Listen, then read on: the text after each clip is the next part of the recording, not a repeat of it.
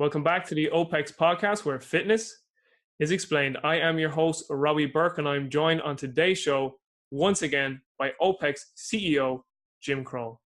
On this episode, Jim and I discuss building a fitness business to become an asset versus a liability, the importance of being authentic when projecting your message to the marketplace, and the importance of storytelling in fitness. Guys, this was a fantastic conversation with Jim. I know you're going to love it. Stay with us.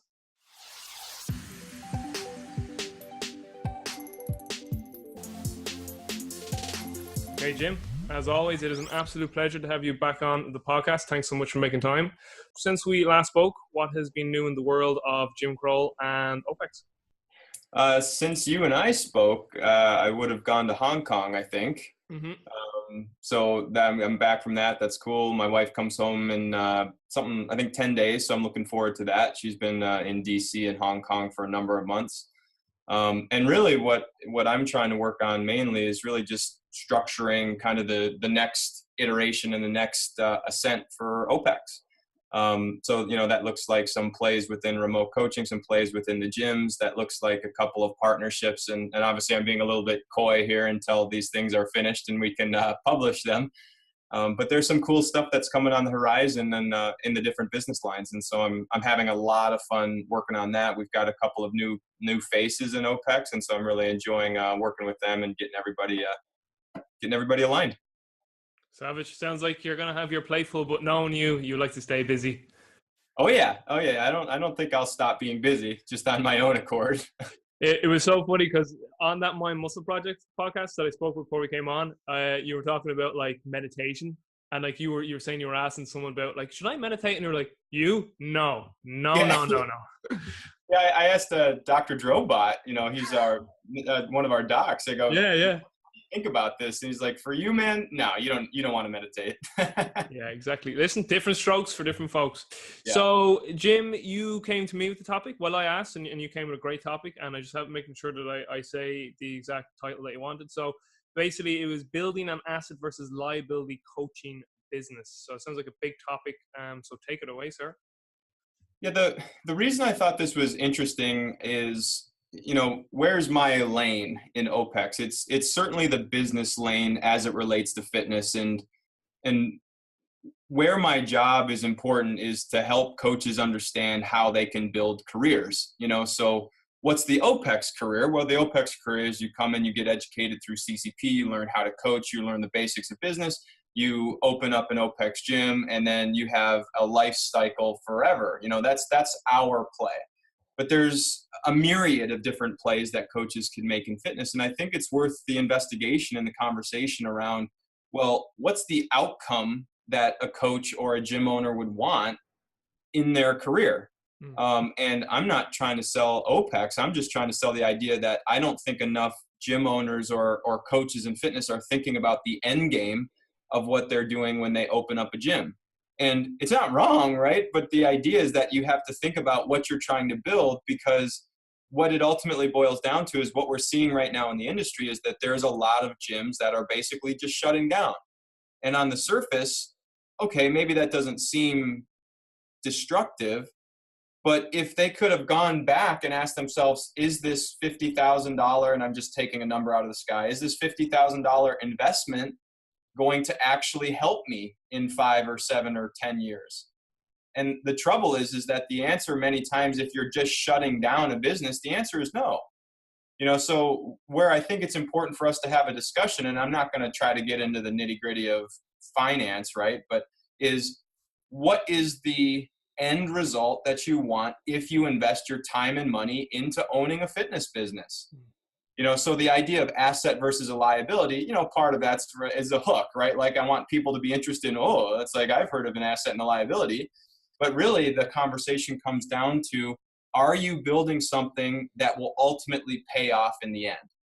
And so I think our conversation can revolve around kind of two different ideas. And I'm boiling this so simply, Robbie, so don't think that this is the depths that we could go. But yeah, you have to look at it from a cash flow standpoint. And you have to look at it from an asset standpoint. And what I mean by that for coaches who are listening is, from a cash flow standpoint, you need to have a business that makes you money. And I mean makes you money consistently. And we as coaches are not generally, and this is, I don't know, 1 in 1,000, 1 in a million, maybe, I don't know. But most coaches are building gyms to create cash flow month in and month out, because they want to make it their job. And that's a beautiful thing. But you have to set up a business that allows you to create consistent cash flow. Now, on the flip side of that, the question is how much do those cash flows cost you? I'm getting fired up and I'm moving the desk. Sorry, I look like I'm in an earthquake. No. Good. It adds to the intensity. So on the flip side, if you're saying, well, what do those cash flows cost me? That is, how much did I invest in order to make those cash flows? So if I invest, let's just make the math easy. If I invest $1,000 in my gym and year one, I make a net profit of $1,000, I've returned 100% on my investment. Now, why does that matter, right? Because you're always trying to understand what your return on that investment looks like as compared to what you could have used that $1,000 for. Okay, so if I would have used $1,000 and put it into a lottery ticket, right, my probabilistic return is zero, right? Like I'm probably not going to make anything, or I'll make, $1 on the $1,000 that I spent, whatever the math is, right? That's a terrible return. Okay, but if I invest it into an asset, now the idea is that asset should return me cash flow over the life of the asset. So it comes down to how much are you spending up front to create the cash flow on the backside, and then what is left when you decide to either sell the asset or shut it down. So let's go back to our initial example of $50,000 to open a gym. And I would say that that's average now. Like some are much more, some are a little bit less, but just to buy equipment, man, is what, generally at least 25 in most situations. So if I spend $50,000 to open up my gym, let's say that I run it for 5 years. And let's say that from a cash flow standpoint, meaning profit to the business, I make $10,000 a year. Okay, so over the 5 years, I've made back my $50,000. Now the question becomes, though, for most coaches, if you wouldn't have spent the $50,000 and if you wouldn't have owned that gym, could you have made a lot more money working for somebody else and invested the $50,000 into the stock market or into some other company or whatever? That's where it gets really uncomfortable. Because now, granted, there's so many different ways that you can do accounting to either understand, it's like, well, me as a coach and an owner, maybe I'm paying myself $100,000 a year in my business. If the business makes $10,000, me as the owner have made $110,000. So there's a lot of different angles that can be played here, but I'm saying that the coach is not generally looking at any of the angles. They're opening the gym because it's a passion project and they want to help people, which is extremely noble. And that's what we want to support, right? That's what we're here to help, help drive them and be able to help them succeed. But if somebody is going to open a gym, they have to look at what their opportunity cost is. And just a reminder to coaches on opportunity cost. What could you have spent your time and money on elsewhere? Because that is something that, what we want for coaches is to wake up 10 years down the road and have had an incredibly fulfilling decade of coaching, helped thousands of people, and still be farther along in their career than they were on day one. And what we're seeing right now in the industry is that coaches are not any farther in their career. They worked for a few years as a coach. Maybe they enjoyed it, maybe they didn't. And then they're starting a different career from step zero. And that's what we want to help them change. And a follow-up question I do have for that is how, and I know you have addressed this in other podcasts and probably have touched on this in some of our discussions, but how do coaches get better at this? Like, how do they become more aware of appreciating that, and I'm running a business here, And just before I do let you answer this, and I will keep this short, is I know Alan Cosgrove, and I think he may got some Tom Plummer, they often talk about the exit strategy. Like, do you see yourself in a position where like this business is so profitable that you could like sell it or walk away from it and like be able to take the assets that business was to live like your life however you want outside that? Like, essentially, will it give you life autonomy, your exit strategy? So what are your thoughts on that? Robbie, I think number one, it's a brilliant insight. So the idea, that's exactly what we're trying to help an owner create. Is when I'm saying asset, that's the simple way of saying, how do I have something I can sell in 5 or 10 years? Yeah. And let me preface this by saying I'm having a lot of conversations with gym owners right now that are trying to get something for their gym just so that they don't have to pay the rent anymore. Meaning they're trying to shut down the gym, but they still have rent to pay because they've signed a lease agreement, which is binding them as an individual to the lease, and they're not making money, but it would actually cost them more to shut down the gym. That's a version of a death spiral for an owner. So what they're doing is they're selling their gym for, $10,000, which in reality, they have $50,000 worth of equipment. They're selling it for $10,000 because they can't pay the lease anymore. Mm-hmm.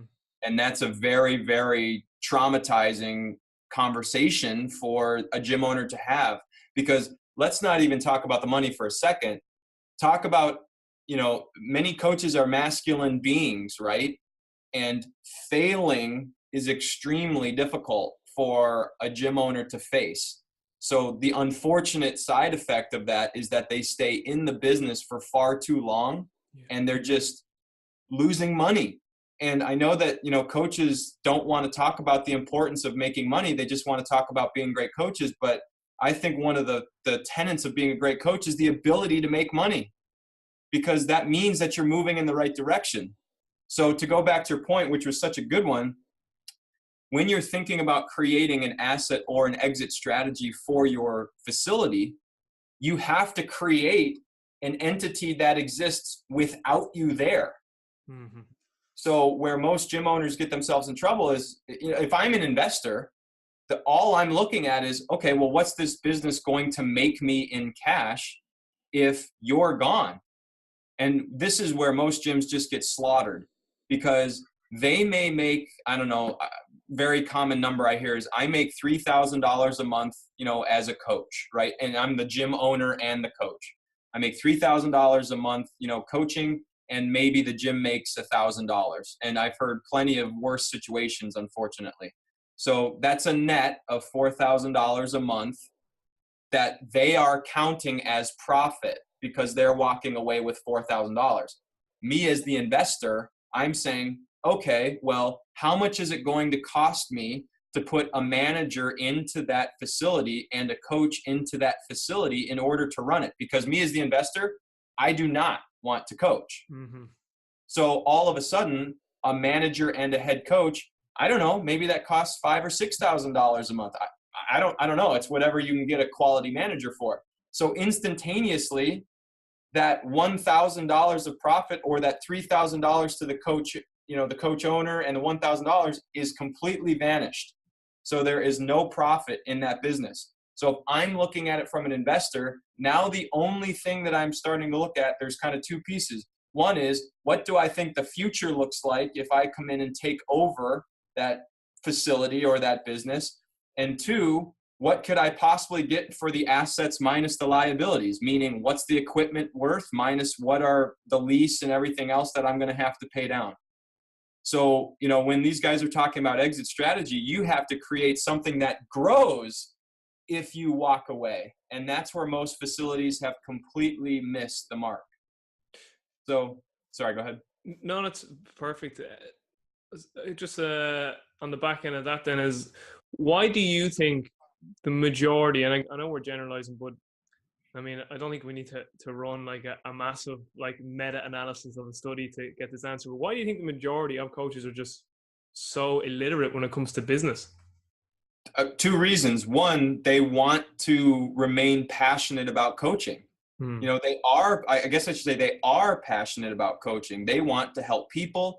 They want to investigate things like energy systems and strength, et cetera. That fascinates them. They want to listen to fitness podcasts, et cetera. And the other one is that they've never been taught. Yeah.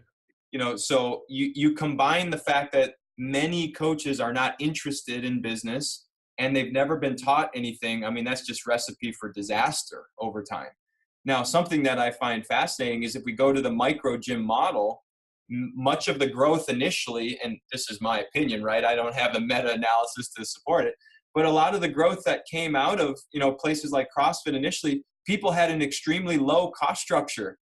You know, they were working out in their garage, or they had old cheap equipment. Like, but from a business standpoint, the lower you can have your cost structure, the more profit margin you can make. Yeah. Yeah. You know, so it was just organically brilliant, right? So one of the things that we talk to all of our new gyms coming in is we try to get their cost structure effectively built out, and then we work with them to understand, what are you going to be sending out in cash every month? When are you going to break even? And these are newer gyms, right? Hmm. And then how are you going to grow profit over time? Because the more you're able to grow profit and the more structure you can put around the business, i.e. client contracts, all those different things in place, that creates something that an investor would come in and say, wow, I can buy this from you and it's going to run without you, and I can continue to make cash flow, you know, maybe perpetually. That's an asset. But, you know, these coaches, that's not what they want to, well, not everybody, obviously, but that's not what many coaches want to do. I respect that completely, but they're going to get slaughtered by, you know, smart franchises, smart licensing programs, because those coaches are going to be taught how to beat the competition. I think I may know what you might say to this question, but I just want to ask anyway, because I think you may come up with some interesting answers. Is there like any particular principles from fitness that are applicable to business? Oh yeah, man. Great question. One of the things that I teach in our CCP business course is this notion of strategy, execution, measurement, and refinement. I think that from a business and a coaching standpoint is gold, because essentially what you have to look at is, if I'm building a strategy, whether that's for a client or a business, I have to have the consultation, right? I have to have the assessment and the consultation to understand mentally, physically, emotionally, like, why am I doing what I'm doing? Where do I want to go? And you have to set the big picture pathway on what you want to accomplish. So once you have the strategy, then you have to execute. That looks like the client or the business actually implementing training or business practices or structure or process, you name it. And then from the results of what's going on, you measure what's working and what's not. Yeah. You refine what's not working and make it better. You tweak little things here and there, whether it's in the program or the business strategy, etc. And then you refine the whole damn thing and you start again. Yeah. You know, so just from an overarching standpoint, and I think that there's many correlates here, but I think that from an overarching standpoint, if you can put that continuum into play, strategy, execution, measurement, refinement, you will win much more consistently, whether you're a coach or a business owner. Yeah, I think that the measurement aspect is so important, because, like, as James says with assessment, that's truth. Yeah.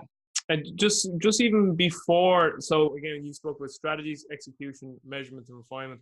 Would you even say that before strategies, Tony Robbins talks about the stories we tell ourselves? And I suppose that's where, you know, Sharon comes in with our consultation piece and, you know, understanding human behavior. Would you say like that's a huge underlying factor of why many coaches as well struggle with business? Because, you know, I think a lot of us have subconscious beliefs that, you know, making money is, you know, is bad, or, you know, they just may have some sort of self-limiting belief that maybe stops them from wanting to know more of the business end of things. So, like, you know, this idea of, Tony Robbins would always say strategies are important, but if you don't sort out that story first, we have an issue. Yeah, the way that I look at it, I'm sort of placing the story in all of those components, right? Because the story should be consistent as you continue to build, whether it's a client or a business. So I think it goes across the whole continuum. And I think that Sharon would certainly agree that you have to maintain the authenticity of the story to continue to progress something, whether it's a business or a client.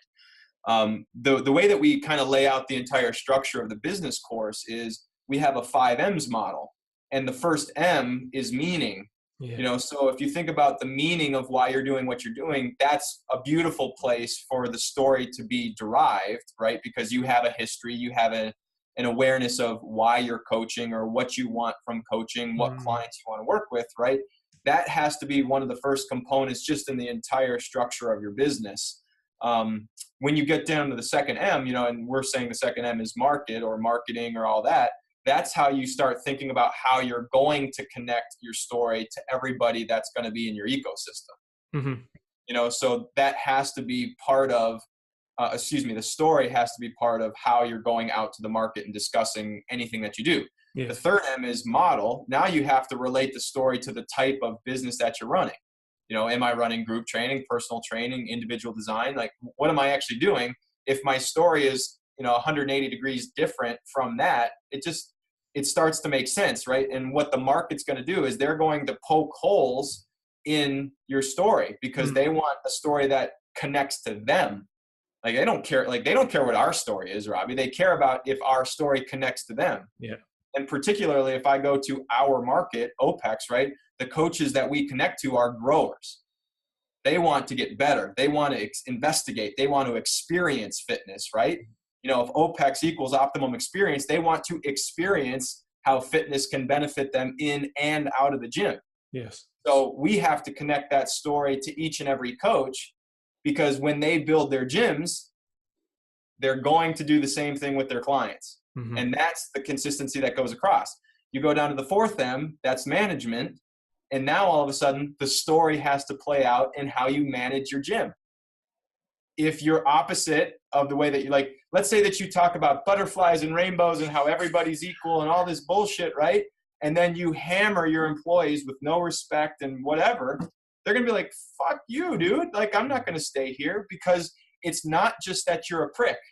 If your story was that you were a prick, your employees would probably stay because they knew what they were getting into. Yep. It's that you're not being authentic to what you're saying your story is. And that lack of trust is what just blows the whole thing up. And then to go back to the first part of our conversation, the fifth M is money. Your story has to connect to how you're making money. Yeah. If you talk about that money is important, which, by the way, I think coaches should, because that builds value. Like, let's just go to a high-end brand. I was watching golf for 5 minutes this weekend, and Rolex was on, right? Like, Rolex is a premium brand. They're going to sell you a $10,000 watch. You think they give a shit about how much money you think they're making? No, because it's a premium brand, and they're selling to an audience that wants premium. Yeah. They want their coach or their gym to look nice, feel nice. They want it to be premium. They understand that it costs money to do that. If you provide enough value and if the story connects to that, you should make more money. So the story has to play throughout the whole conversation. Yeah, man, that's gold. And you've just taken a topic for a whole other podcast. I was going to do a whole podcast in the 5 M's, but we can still do it though. We could do that too, I think. Yeah. Just before we get into storytelling and fitness, which is our second and last topic that we're going to touch on, it's really I really resonate what you said about being authentic. Even you kind of say, even if like the manager is a prick, but like that's his story and people know that. Because I actually have a very good friend of mine now. He's not a prick, but he's very, he's a very sort of outspoken, very extroverted, loud, that's his personality. But he sells that on the front end in his business. Like, he's like, this is who I am. This is what we're about. And like, he's got a thriving business at the moment. Whereas, if he tried to hide that and be someone else, it just wouldn't work. Because you do see a lot of people say, I don't know if I really like that guy or whatever. But he attracts the people that he wants in his gym. That's why he's successful. So he's kind of like, listen, this is what I am. If it's not for you and you don't like it, there's that facility. If it is, we're the facility for you. So it's just so funny, because I've heard a lot of people say this about this friend of mine that, he's very outspoken, he's very this. It's like, yeah, but he attracts those people, and like, he's a tribe business. And then like, anyone who actually does know him knows that he's like an extremely nice human being. But it's just that's him being authentic. So it just goes to the fact, again, there's no right or wrong with what you're putting out there, as long as it's authentic. Like, very important. Well, I mean, it's so interesting because there's definitely two sides of a story, right? Where you can try and tell the market something or teach the market something about you, but the market will ultimately decide on who you are. So I really enjoyed this documentary. I just watched it. I believe it was called Love Means Zero. It's the Nick Bollettieri story. So if coaches don't know Nick Bollettieri, he's one of the, considered one of the best tennis instructors of all time. He coached Andre Agassi, Jim Courier, Monica Seles, Maria Sharapova, Anna Kournikova. Like, all these names went through the Bollettieri Academy. But you watch him for 5 minutes and you're like, that guy's a nut. He's crazy. He's egocentric, blah, blah, blah, blah, blah. And then you listen to him in this documentary and he confirms it. He's like, yeah, I'm building a business. I'm building an empire. I'm building visibility. I'm building tennis players. This is the way that I did it. I don't look back. Now think about it. If you are somebody who's just gung-ho, I'm going for it 1,000%. I don't give a shit about what other people think. You're going to Bollettieri, instantaneously. Yeah. So, you got to remember, right? You can try and be lovey-dovey in relationship, but if that's not your essence and you can't deliver that day in and day out, the market's going to brand you as a prick and your story is not going to align. And so nobody's going to want to sign up.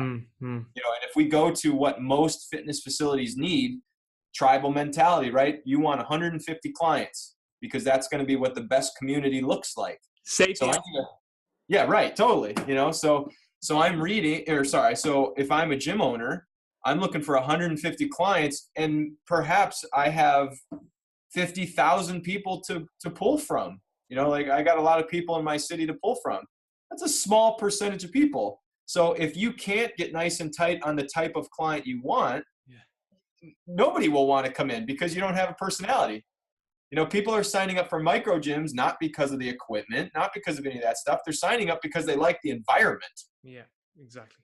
So you better have some sort of story and some sort of style that you're selling because that's part of the equation. It's the reason why I'm smiling to myself is it's so funny because 150 is like the actual members, the amount of members this guy has as well. He's like, what's about 150? It's perfect. Makes total sense. And you hear gym owners right now. You hear gym owners talking right now. It's like there's almost always two buckets. I often hear 80, where gym owners really struggle to stay over 80, and then the next bucket is about 170. And 170 makes sense because when you start getting over 150, you can't maintain as tight of a community. Yeah. It's like that's not your fault, right? So once you go over 150, the environment has to change, which is very uncomfortable for some gym owners. I haven't investigated this, and even though I've done a lot of reading in human behavior and development, but I'd say even if someone is like that facility isn't for me, but I'd say nearly almost most people's, back of their minds, we all have some element of respect that at least the person is authentic. Even if the environment isn't what I want, I think nearly all of us appreciate honesty and truth in someone, and someone just being honest and authentic. Like even if you're like, yeah, I know that guy is like, he's real, extroverted and loud and egotistical, but at least he's honest. He's like, yeah, I am. That's who I am, and I appreciate that essence about me. It's kind of sorry. Just one real quick thing. James was on the Uncharted podcast, and he goes, I have this thing about always wanting to be right, and the guy starts laughing, and he goes, and I don't have anything wrong with that. He's like, I actually like that about myself. yeah, oh, man, God, it's just an interesting point to think about. If we think about creating an asset and we think about storytelling, what is the ultimate segue that creates an asset? It's taking your individual story and turning it into your business's story. Which is our next question right now. So Jim, go ahead with storytelling and fitness and business. Well, I mean, storytelling certainly started way before business.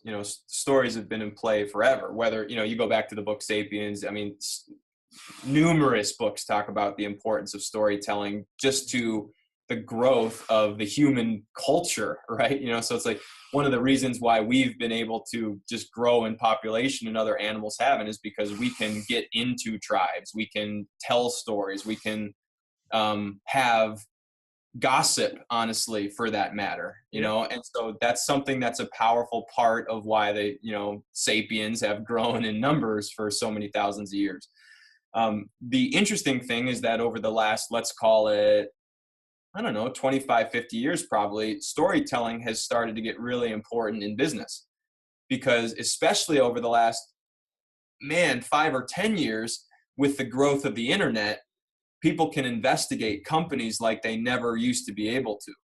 So if I want to understand what Nike's really like, I'm not just buying a pair of Nikes. I'm going to search throughout the internet. I'm going to talk to people on LinkedIn and on Facebook. I'm going to really try and understand the culture inside of that company, because a lot of people are now buying products based on the story and based on the culture. If you think about it, something like Tom's Shoes is a great example of a company that started out with a great story, and they've turned it into a very large company. And for those of you who don't know Tom's Shoes, basically the initial premise was for every pair of shoes you buy, they will donate a pair of shoes. And I believe it was to Africa. I apologize if I'm wrong, but that was the concept. That was the business model, right? So people were buying shoes that otherwise would have cost $12, to buy somewhere. They were paying $40, $50 for a pair of shoes, but they felt amazing about the story that they were going to help somebody in need. That was a brilliant business play. And I'm not downplaying how important it was socially either. I'm just saying, let's talk about it from a business context. That's the entire platform that Tom's Shoes built their business on. Yeah. So there's this big thing called, social corporate responsibility. There's this big thing, conscious capitalism. There's all these books and ideas out there talking about how, you must connect at an emotional level with your audience. And I'm not saying that you have to create a charitable platform. That's just one of the examples that companies have done very effectively. But when you think about storytelling, you always have to think through, well, what is my own story? And then what is the story that connects to the audience that I want to work with? So for example, we talk to gym owners often, and one of my first questions almost always is, who's your best client? And I'll just take an example that somebody recently talked about. This is one of our OPEX gyms. He said, well, one of my best clients is, he's 44 years old. He's got 2 kids. I'm like, cool. What does he want? What does he want to do? He wants to be fit. Why does he want to be fit? Well, he wants to be fit so he can play with his kids, so that he can feel athletic. It's like, ooh, that's interesting. Why does he want to feel athletic? Well, he was a football player in high school. I was like, ooh, that's interesting. So is he hurting? And all of a sudden the gym owner goes, well, he struggles to get up off the ground because his body is beat up from playing football. It's like, oh, that's interesting. And now you can start to put together how you're going to connect some things to this guy. You're not talking about a 43-year-old person, 43-year-old male, 2 younger kids, played football in high school, can't get up off of the ground because his body hurts so badly, wants to play with his kids, wants to see them grow up, wants to feel athletic again. Imagine the difference in, version number 2 versus 43-year-old person, which is what so often people are talking about. I want to, 40 to 60-year-old are my clients. It's like, that doesn't mean anything. Yeah. It doesn't mean anything.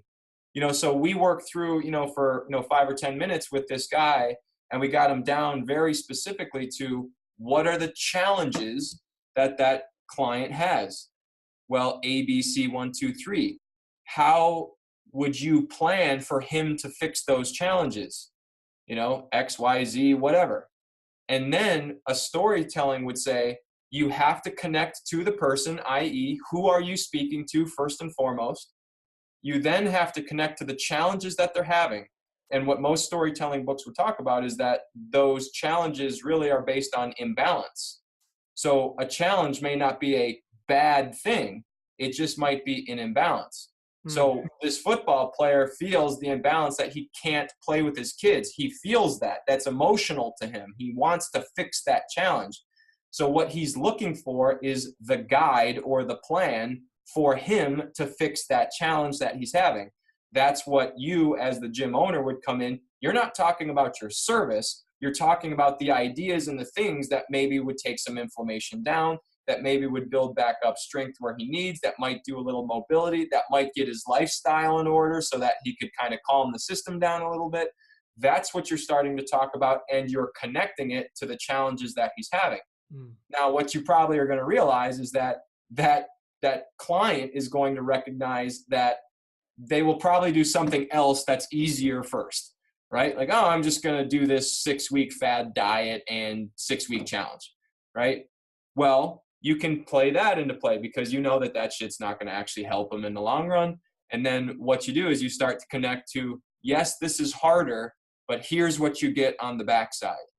And when you connect to the work that equals the ability to overcome a challenge, and then you connect them to what their life will look like on the outside, or excuse me, after they've done that, that's the entire story arc, right? And the idea of the story arc is to connect somebody to the entire vision of what they'll go through so that they can end up on the other side in a better place. You know, so right now that football, you know, that former football player is the underdog in the story. He wants to be the underdog right now, but in the end, he wants to be the hero. Yeah, yeah. So you're trying to connect to how that football player can be the hero. The framework of it is absolutely no different if you have a 27-year-old single woman who wants to advance her career that's 40 pounds overweight, da da da da da da da da da da da. You know what I mean? The framework holds. The idea here is that your story has to connect to why you coach, why you want to help people, what you do to help those people, and I'm talking about your coaches as well. And then immediately you have to go into the stories of those clients because that's the audience that you're trying to attract. If you're trying to attract 27-year-old women only, and I'm saying you don't want males, you better not talk about football. You know what I mean? You better not show how you, if you're a male, you know, coach, are doing football training. Just on that then, Jim, though, what if you are a person that wants to cater, you know, and again, you're the expert here, so you can answer this, because you hear many different sort of ideas on this. What if you are someone who wants to cater to both of those, and then how would you, so like there's this 40-year-old ex-footballer, but then there's this 27-year-old like call her CEO female, and she's unhappy with how she looks because she's so stressed for her job. How could you tell a story that like connects with both of those at the same time, or can you, or should you just niche? So basically I'm kind of asking, should you niche here and limit yourself, or, you know, can you kind of have more of a general niche? You know, what's your thoughts on that? Yeah, I think that's slightly different than storytelling. So without a doubt, you can create a business that can serve those two types of people. To me, that would go back to those 5 M's. So meaning market, model, management, money, right? If those are all aligned to be able to work with those people effectively, sure. What I'm saying though, is that when you start getting down into how you're going to connect to that type of person. When they're in front of you. Not even when they're in front of you, but before they even know who you are. Right. So let's say, would that not be a message you're putting out to the market? And would that be not like a niche sort of message then? Yeah, but what I'm getting at is that let's go to an OPEX gym, right? That's probably the most realistic here. Can I work with a male and a female of different ages with different goals? Yeah, I definitely can. But what I will tell you is that you as the coach and owner will have the most success when you choose the lane that you want to coach the most effectively. Okay. So, you know, so for example, let's take a bigger dichotomy. CrossFit athlete, weight loss. Okay. If I'm talking to both of those two different things in one bucket, and let's say I'm in the weight loss bucket, I'm somebody who wants to lose weight. Okay. And I see 50% of your messages talking about training CrossFit athletes in the gym. Yeah. That equals, not all the time, but that often will equal intimidation. So the question becomes, who do you want more? If you want the weight loss person more, then you better put up 80% of your conversation about weight loss ideas or that style of client. Mm-hmm. So yes, you could theoretically work with both audiences, but I will tell you that from a marketing standpoint, if you don't understand if you can effectively bring in one audience, why would you be trying to speak to multiple? Yeah, very good point. That's a soundbite right there. Yeah. Now, and I'm telling you, it doesn't mean that if you go after weight loss clients that you won't have somebody coming in wanting to build strength. Yeah. Right. And then what you'll find out is that it's the underlying emotional connection, right? Which maybe what you build as your brand, i.e. what other people talk to their friends about you being, is you're the supportive coach. You're the person who supports the entire long-term journey for a client. Yes, that absolutely starts to be part of your story. Do you feel like you're unsupported from your coach? Do you feel like you don't have time to discuss all of your challenges with your coach because you're in a model that doesn't allow a consultation on a monthly basis? Yeah. Da, da, da, da, da, da, da, da, da, da, da. That becomes the story that's being told at the company level. These specific client stories might still be niche, whatever you want to call it. I mean, Potato. yeah, right. So if you're talking to that niche audience, you're still trying to acquire those types of clients, which I'm telling you, remember, you want 150 clients. If you can't connect to an audience, right, that has 150 people, how niche are you? Now, here's the problem is that often people try to go after the quote unquote athlete. Very often, if you're really getting down to the definition of athlete, you're not actually getting those people in the gym. You're not getting 150 of them anyway. No, you're not.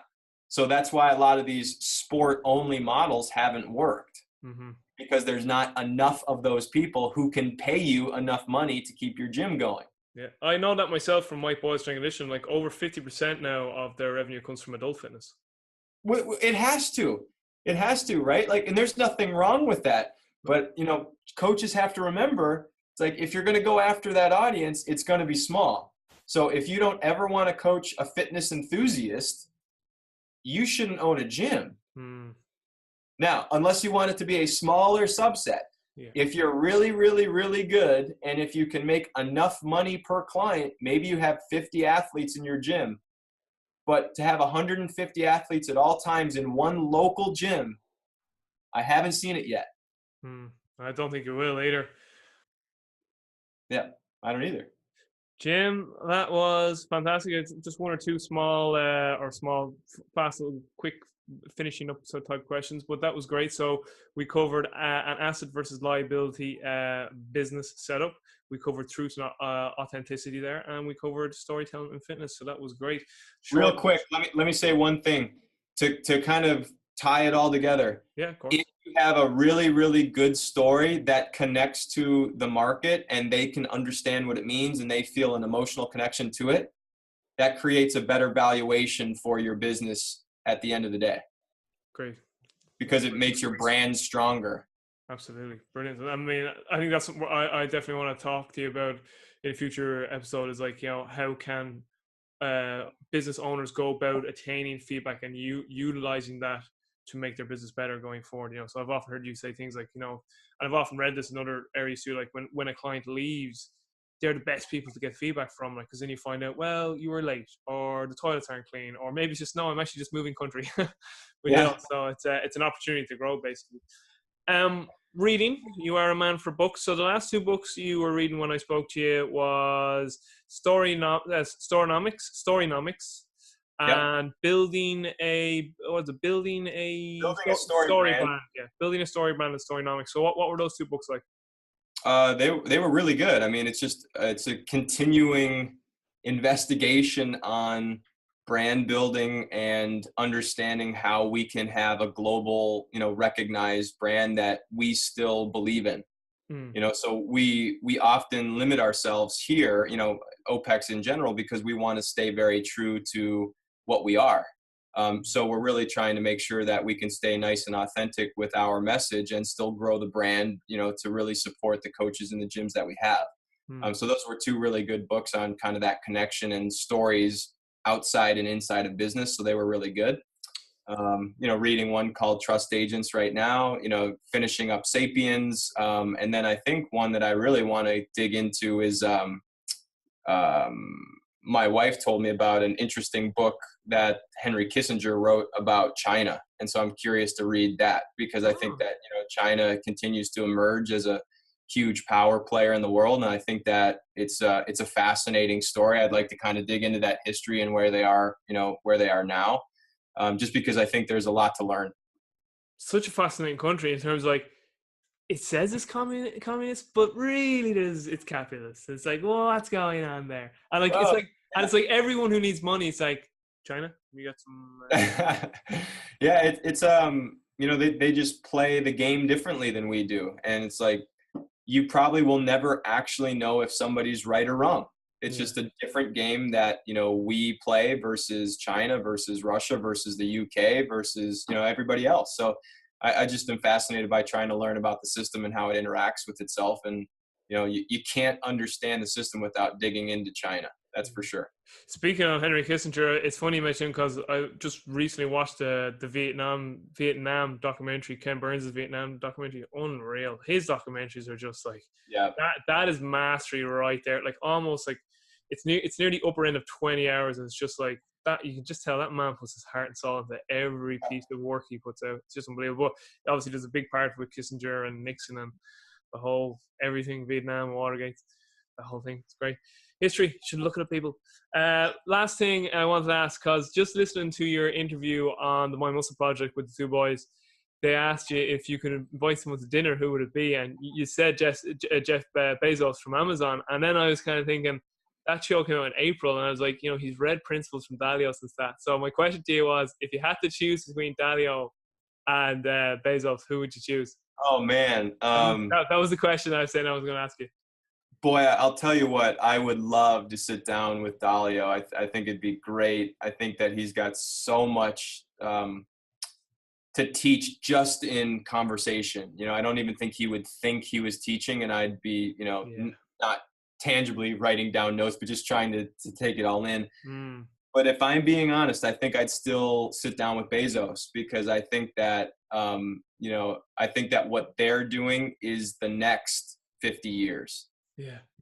So I would really want to try to understand, what they're doing over at Blue Origin, what they're doing inside of Amazon, what they're doing with some of the companies that are not public yet. I think that would be fascinating. And I'm also very interested in how they're playing Prime. And so I think that Prime is a really interesting idea, where it's very possible that they're just trying to make a huge play to make their cost structure so low that they can take everybody else out. Like, imagine Amazon selling cheaper than Costco for not having to need, economy, size, amounts of product, where the Costco model says that they make their profit on their memberships. Well, Prime is certainly starting to make a hell of a lot of money for Amazon. And it's possible that they're going to try to make their profit on Prime and then use all of the other money coming in from all these other channels to just keep growing Amazon to this behemoth point. Because I think it's going to be very difficult. And, at some point the government's going to look at it, but it's very difficult to break up an internet company like that it's difficult to even understand what all they have their hands in. Yeah. It's like you can't break up Amazon, the website per se, can you? God, Teddy Roosevelt would have went out of his mind.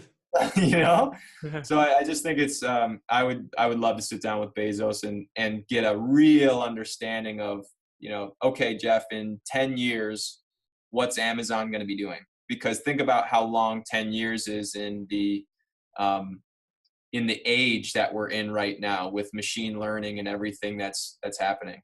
It was funny too that you were saying a story you heard from Jeff Bezos about, we need more knee pads, and someone goes, no, we just get tables. It's just like, the early years of Amazon.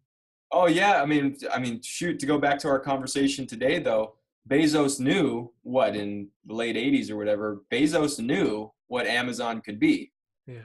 Netflix, Reed Hastings, he knew what it could be.